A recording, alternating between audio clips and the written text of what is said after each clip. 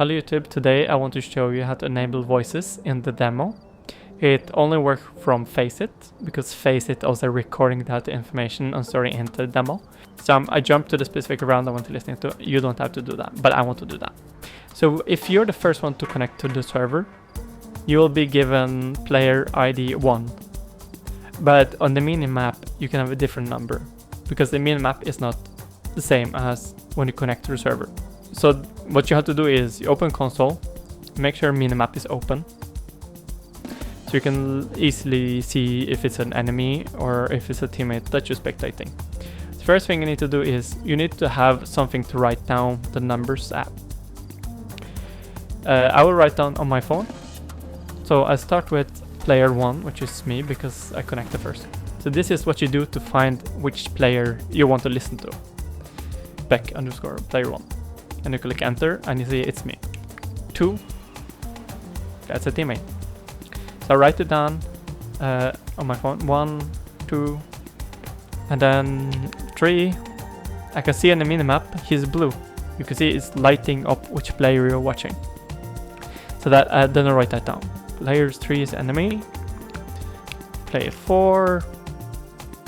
And I look at the minimap, he's enemy.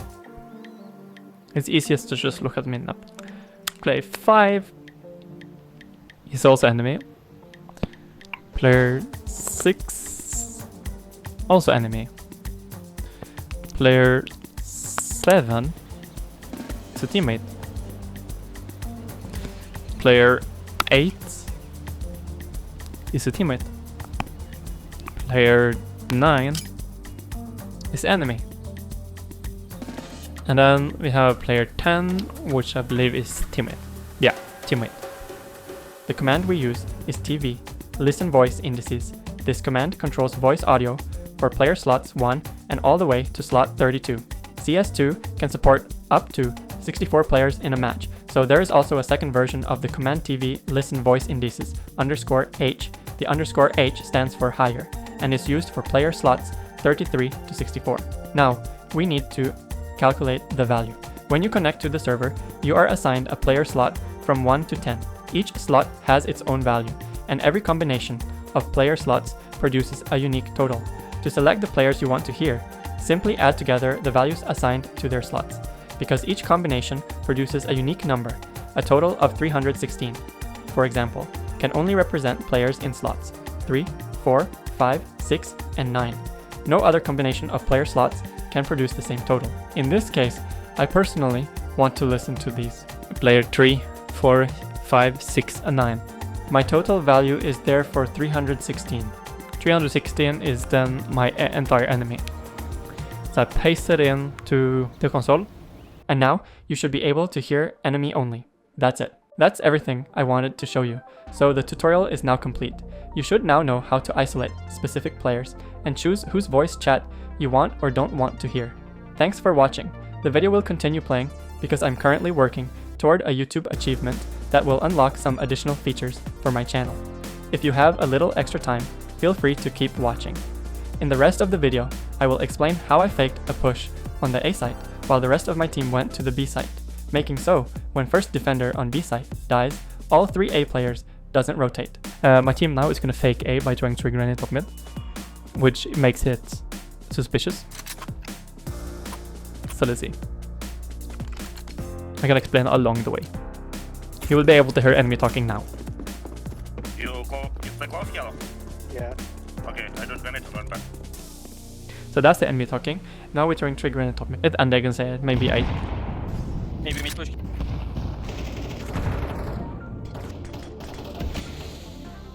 Now you heard one smoke landing in apps, and I need to check if there's no one pushed past the smoke, because a lot of times I will suspect that, oh, apps is safe because there's a smoke there. Then you can be surprised that there actually is one pushed past it. I do that all the time on overpass when I play on B site.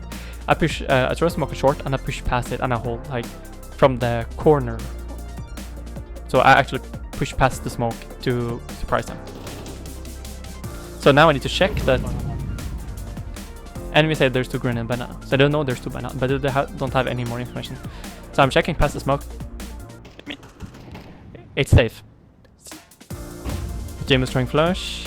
I'm just waiting a little bit. Enemy is now smoking off. We're mulling back.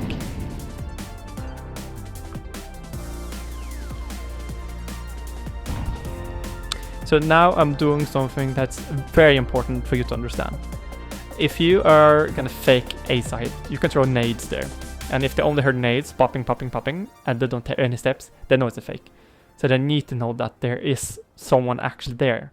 What people usually do is they're making step, step, step, step sound, and then suddenly shifting. That is suspicious. That tells them it kind of was intentional to step like that, because it was step, step, step, step, step. People don't do that. But if you make only one step and they hear it, they are going to believe that you're actually trying to be quiet. You just missed your key when you walked. It seems like an accident. That's more believable. You want them to believe it was an accident rather than you just mindlessly running around, because it can seem very suspicious. So you will see me making one step.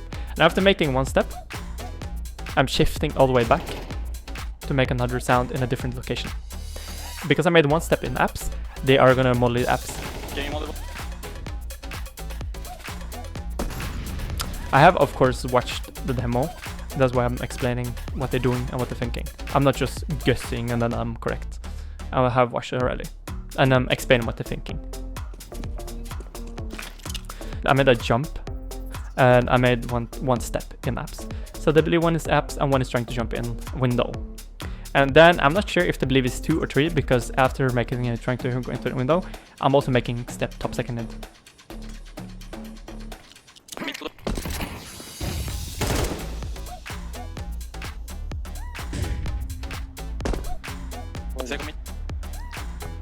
Now I jump and he said second man.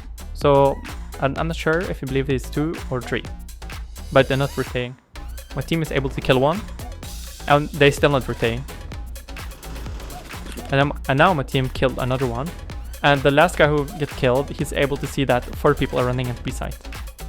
And then they're realizing this round is kind of fucked. It's been.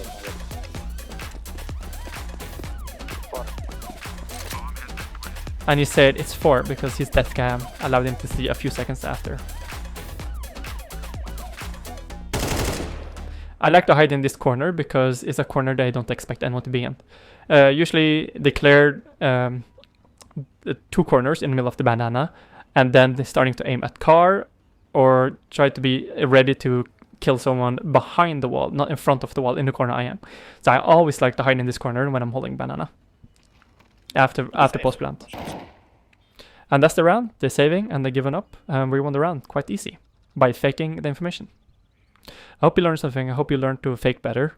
I hope that next time you're trying to fake one site is that you make one step sound instead of run, then holding shift afterward, because it seems too suspicious. It seems intentional. So I hope you liked the video. I hope you learned something. Thanks for watching.